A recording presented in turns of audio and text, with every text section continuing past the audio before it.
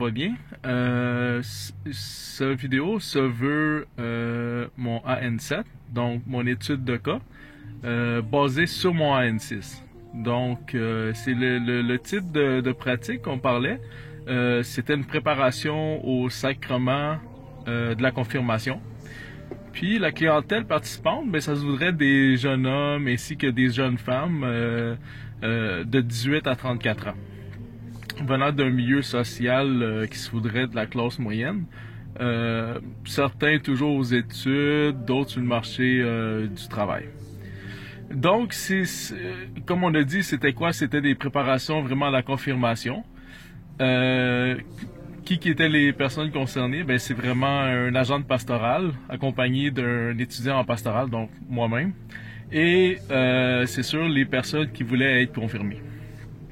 Donc, c'était pour qui? Ben, comme on l'a dit, c'est vraiment pour les personnes qui demandaient le sacrement de la confirmation. Puis pourquoi que certains ils voulaient être confirmés? Ben, pour être parrains, d'autres qui voulaient se marier à l'Église catholique. Puis ben, c'est sûr, il y en a d'autres, c'est dans leur cheminement de foi. Ben, avec quoi? C'est sûr, on peut se demander, mais vraiment la lecture des textes qui sont chers à l'Église catholique, comme la Bible, la catéchèse de l'Église catholique, c'est bien évident, les écrits des pères de l'Église, les différents conciles, même les écrits du pape directement. Donc, comment? Ben, c'est sûr qu'en premier lieu, en contexte du coronavirus, la COVID-19, c'était des rencontres Zoom à distance. Puis, ensuite, on a pu quand même se rencontrer à l'extérieur, les soirs. Pourquoi? Parce que certaines personnes y travaillaient, puis d'autres y allaient à l'école. Donc, c'était plus simple ici. Donc, c'est sûr, même si on était sur Zoom, on pouvait manger chacun à la maison, mais on partageait quand même le goûter, comme on dit, un peu à l'image des premiers chrétiens. Puis ensuite, un dimanche, lors d'une messe dominicale, il y aurait lieu, bien sûr, le sacrement en tant que tel de la confirmation.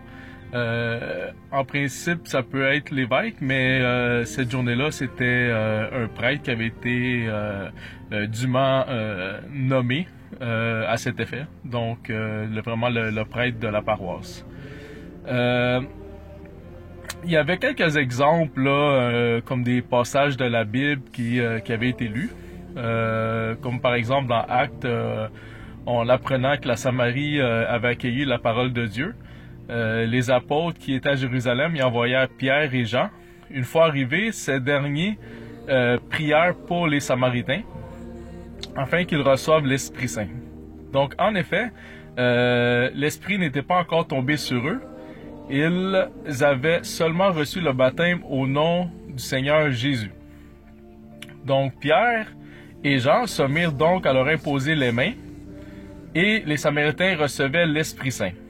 Donc, ce premier passage, ben, c'est sûr, ça pourrait ouvrir le débat sur toute l'importance qui suivant le sacrement du baptême, le sacrement vraiment de la confirmation en tant que tel, pour faire en sorte que suive, c'est sûr, le Saint-Esprit vienne en nous par son invocation, puis bien sûr l'imposition des mains, qui on a pu le voir, qui est vraiment biblique.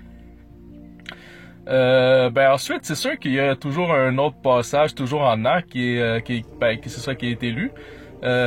Puis ce fut pendant le séjour d'Apollos à Corinthe que Paul, à Éphèse, en passant par le haut pays, il y trouva quelques disciples et leur demanda: avez-vous reçu l'Esprit Saint quand vous êtes devenus croyants? Mais lui répondit-il: nous n'avons même pas entendu parler d'Esprit Saint. Paul demanda alors: quel baptême avez-vous reçu? Ils répondirent: le baptême de Jean. Paul reprit: Jean donnait un baptême de conversion et il demandait au peuple de croire en celui qui viendrait après lui. Donc, en voulant dire Jésus. Ils l'écoutèrent et reçurent le baptême au nom du Seigneur Jésus. Paul leur imposa les mains et l'Esprit vint sur eux. Donc, ils parlaient en langue et prophétisaient. Il y en avait en tout 12 personnes. Et est conservé par l'Église catholique. Donc vraiment, Jésus n'a pas laissé un livre quand il est parti. C'est vraiment sa parole, la tradition orale qui a été mise écrite par l'Église catholique. Vraiment, dans le fond, en communion vraiment avec toute l'Église, avec les différents conciles qui ont décidé de fermer le canon. Et donc c'est quelque chose qui était quand même su de façon générale, mais pas dans tous les détails, mais quand même il y avait quand même une bonne connaissance générale de ce point-là, qui était vraiment intéressant au niveau des nouvelles personnes à recevoir le sacrement de la confirmation. Ben c'est sûr, afin de dégager quelques règles d'interprétation, il pourrait y avoir par exemple le premier passage, comme on l'a dit, cité en Actes 8, 14, 17, qui parle du Saint-Esprit. Ben, il y a une étude de certains mots grecs, comme par exemple epipto, qui est traduit en français dans la Bible Tob, donc la traduction œcuménique de la Bible, comme tomber. Donc, mais réellement, c'est deux mots grecs, épi et pipto, et qui peut vouloir signifier principalement deux choses. Soit embrasser affectueusement ou encore saisir. Mais dans les deux cas, ce serait intéressant de relire le passage en essayant de voir toutes les couleurs permises par le texte. Puis, on va voir si le Saint-Esprit n'y avait pas encore embrassé affectueusement ou encore ne s'était-il pas encore saisi des disciples. Donc, la première interprétation, ça semblerait propice, on pourrait dire, à un acte faisant suite à une demande. Disons, de la personne ou même par procuration d'une autre personne, disons, la prière, l'invocation. Puis tandis que la deuxième interprétation, elle pourrait plus nous laisser entendre de quelqu'un qui se saisir de nous, qu'on n'aurait pas vraiment quelque chose à redire. Mais subséquemment, ben c'est sûr, il y aurait peut-être un élément de surprise dans la deuxième vision des choses. Cependant, si on retourne au texte, on peut clairement apprécier l'intervention ouverte de la prière et les positions des mains venant des apôtres Pierre et Jean, afin que vienne sur les disciples, bien sûr, le Saint-Esprit. Donc, les gestes posés n'étaient pas à l'insu, mais bien avec et pour les nouveaux héritiers de la divinité en eux. Donc, vraiment, le Saint-Esprit dans leur temple qui est notre Coran. Donc, les Esséniens, ils étaient membres de cette secte, comme on l'a dit, à Qumran. Puis, eux, on sait qu'ils pratiquaient des baptêmes quotidiens. Donc, c'était chaque jour, mais vraiment pour se purifier. Puis, comme on a dit un peu auparavant, c'est que possiblement Jean le Baptiste, il faisait partie de cette secte-là. Et c'est pour ça que lui aussi a décidé de baptiser par la suite, mais le baptême de conversion. Donc, en vue de la personne qui allait venir après lui, donc Jésus, vraiment. Puis, ben c'est sûr, Jésus lui-même, il va baptiser dans le Saint-Esprit. Donc, c'est sûr, le lien, on peut le faire maintenant avec la confirmation. Donc, vraiment l'invocation du Saint-Esprit. Vraiment, c'est vraiment un sacrement d'engagement puis de foi. Donc, on avait parlé de Pierre puis Jean qui avaient imposé les mains. Il y avait aussi Saint Paul qui avait été apposé les mains et évoqué aussi le Saint-Esprit comme Pierre et Jean auparavant. Donc, on sait que c'est quelque chose qui se produit dans la région. Puis, dans le temps de Jésus, donc un peu après l'an 0 de notre ère. Puis, dans le fond, c'est pour ça que précisément la raison du pourquoi que Paul il demande à ses disciples en quel nom qui ont été baptisés, s'ils avaient reçu le Saint-Esprit après leur baptême. Parce que c'était vraiment coutume courante qu'on a dit de baptiser les gens dans les différentes communautés juives. Puis il fallait donc déterminer pour Paul si ces gens y avaient reçu le baptême au nom du Seigneur et s'ils avaient reçu le Saint-Esprit par la suite. Donc vraiment, comme on voit dans l'Église catholique, vraiment il y a le baptême et par la suite on va demander la confirmation, sacrement de confirmation, donc vraiment l'évocation, les positions des mains, donc l'évocation du Saint-Esprit. Donc c'est sûr, l'utilisation de la Bible, ça rejoint vraiment ce qu'on a vu dans le cours. Plusieurs utilités, c'est sûr la lecture, la compréhension, vraiment, comme on peut dire aussi, défendre l'idéologie derrière le sacrement de la confirmation, l'utilisation de la Bible, sa lecture aussi, ça nous ramène à quoi? Un approfondissement de la foi, donc vraiment le côté plus intérieur, spirituel. Ça nous sert aussi du point de vue, c'est sûr, liturgique, puis les gestes à poser lors de la messe. Donc, aussi pour pas juste l'intérieur, mais le côté extérieur. Puis le sacrement de la confirmation, comme l'imposition des mains, puis ouais, d'une personne aussi sur le front, mais on sait, comme dans l'Ancien Testament, quand on parle de l'Eucharistie, on parle de la chair qui peut se régénérer. Tout le côté mystérieux de la foi. Donc ça, c'est vraiment dommage pour lui. Lui, il voulait être parrain. Puis il y avait une autre jeune femme qui, elle aussi, a quitté. C'était une mère d'un enfant. Puis, avec sa grand-mère, parfois, elle l'amenait dans les églises protestantes. Et malheureusement, je crois personnellement qu'elle n'a pas su peut-être quoi faire avec l'information qui a été transmise par l'agente pastorale, qui lui a dit de faire attention, qu'elle était pour mêler l'enfant en l'emmenant dans les églises protestantes et dans les églises catholiques en même temps, puis que c'était pas la meilleure chose à faire. Peut-être qu'elle a senti ça comme un ultimatum, mais en plein processus de la confirmation, ça lui a possiblement fait reculer, en tout cas fait peur. C'est sûr qu'elle s'est pas confirmée à la fin. Donc, je trouve ça plate parce que je voyais que c'était quelqu'un qui était, elle aussi, vraiment croyante, vraiment touchée par les paroles de Jésus. On voyait vraiment que le Saint-Esprit semblait travailler en elle. Vraiment, elle semblait vraiment motivée. Puis, elle voulait amener son fils aussi à l'intérieur de ce processus-là. Et là, malheureusement, ce qui me fait penser qu'il risque d'arriver, et en tout cas, je souhaite vraiment, je prie le bon Dieu pour qu'elle retourne vers elle reste dans sa foi, elle puis son enfant, mais malheureusement, des fois, ça se peut que peut-être qu'elle n'ira même pas non plus à l'église protestante, parce que c'était une jeune femme qui aimait beaucoup, disons, la musique rap, puis on sait dans les églises protestantes, des fois, il y a beaucoup de jugement par rapport à l'apparence, ce qu'on aime, ce qu'on écoute. Donc peut-être qu'elle va être rebootée à un certain point de l'église protestante, et peut-être que là, à ce moment-ci, déjà, elle se sent rejetée par l'église catholique. Donc peut-être qu'elle n'ira même plus à aucune église tout court.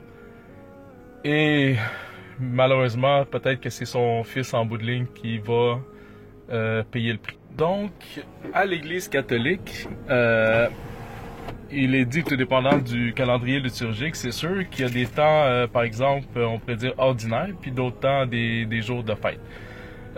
C'est sûr que le jour de la confirmation, ça s'est fait un 24 octobre, qui se trouve être en principe un temps ordinaire pour l'Église catholique. Cependant, au début de la messe, le prêtre célébrant, il a précisé que à cause de la maladie, ben ça avait été reporté la confirmation. Donc c'est pour ça que ça s'est fait le 24 octobre. Et que ce n'était pas un temps si ordinaire que ça, étant donné qu'il va y avoir le sacrement de la confirmation. C'est sûr, il y a eu, ben disons, la liturgie de la parole ce jour-là, ben ça semblait avoir selon les dires du prêtre, un lien avec la confirmation. On pouvait entendre « Je les conduis vers les cours d'eau par un droit chemin où ils ne trébucheront pas ». Donc, en effet, la confirmation nous rend plus solides et moins susceptibles à la chute. Donc, puis la deuxième lecture, c'était souligné que Dieu il avait dit qu'il avait engendré son fils Jésus. Puis que nous aussi, par notre baptême, nous sommes de nouvelles créatures en Christ. Donc, d'ailleurs, la confirmation en est un sens. C'est comme une suite logique de notre baptême. Puis aussi, il fait référence au Christ qui est le grand prêtre à l'image de Melchisédek, qu'on peut lire ça dans pour l'éternité dans l'Ancien Testament. Puis de notre côté, c'est sûr, nous, on reçoit aussi la vie éternelle par qui? Par Jésus, qui va être le grand prêtre, mais pour l'éternité, à l'image de Melchisédek. Donc, par ailleurs, c'est sûr, la lecture de l'Évangile trouvera encore une fois un lien pour le prêtre avec la confirmation. En ce sens que, comme si que l'aveugle comme nous, on pourrait crier désespérément, puis vraiment être guéri, et regagner la vue, c'est juste qu'après cette lecture, qu'il y a un cierge qui a été donné puis allumé. Puis le feu, c'est sûr, c'est une très grande symbolique du Saint-Esprit. Fait que les personnes qui veulent être confirmées, ils sont appelés aussi à se tenir debout, puis répondre par je crois aux différents éléments de notre foi qui sont tirés de la Bible, du credo, du symbole des apôtres, comme le Père, le Fils et le Saint-Esprit. Ensuite, juste avant le début de la liturgie eucharistique, la personne qui veut être confirmée, il doit se tenir dans l'allée menant à l'autel. Puis son parrain ou sa marraine doit se tenir derrière la personne qui va être confirmée avec sa main sur l'épaule. Puis les deux, ils vont se diriger vers l'autel où il se tient le prêtre. Puis le parrain ou la marraine va dire son nom. Donc, comme moi j'ai fait, j'ai présenté une personne. J'ai dit mon nom c'est Jason Lafrenière Marino. Je vous présente ici la personne que j'ai présentée. Et j'ai dit que je vais être son parrain. Et là, la personne se présente, bien sûr, dit qu'elle veut le sacrement de la confirmation. Et c'est sûr, il va confirmer la personne. Il va le faire au nom du Père, du Fils et du Saint-Esprit. C'est sûr, il y a toujours le signe de croix qui est fait. Puis, là, ça se peut que vous voyez le signe de croix à l'envers. Ça dépend peut-être de l'angle de la caméra. Donc, sinon, à la fin, c'est bien sûr le Saint-Crème qui est signé en croix sur le front de la personne. Donc, par la suite, c'est sûr, la personne est conviée à retourner à sa place et tout le monde applaudit. Voilà, merci pour m'avoir écouté. Je vous souhaite une très bonne journée à tous. Que le Seigneur soit avec vous aujourd'hui et pour la vie. Merci, au revoir.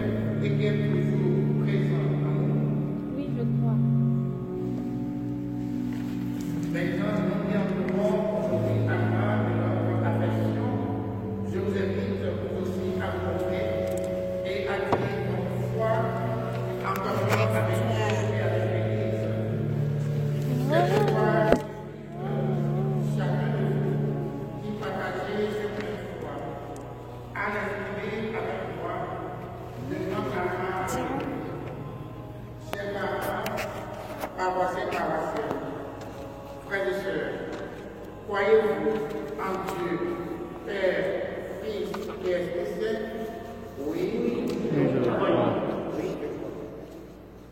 Alors pour vous asseoir et asseoir. Que l'on bénisse au milieu, jusqu'au prochainement, oui, c'est ça. Ce serait la prière de l'infaution de Dieu pour toi, parce que la confirmation, c'est de recevoir l'Esprit Saint dans son cœur, dans sa vie. Alors, je demande disponible à recevoir cette grâce à travers Jésus.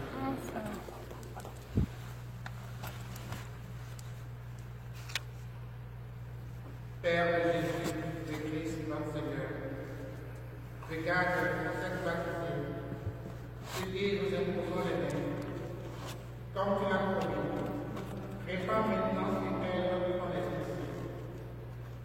Dans lui, l'esprit qui repose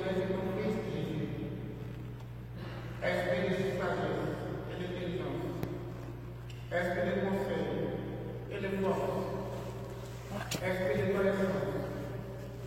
À Jésus-Christ, notre Seigneur, Yes. et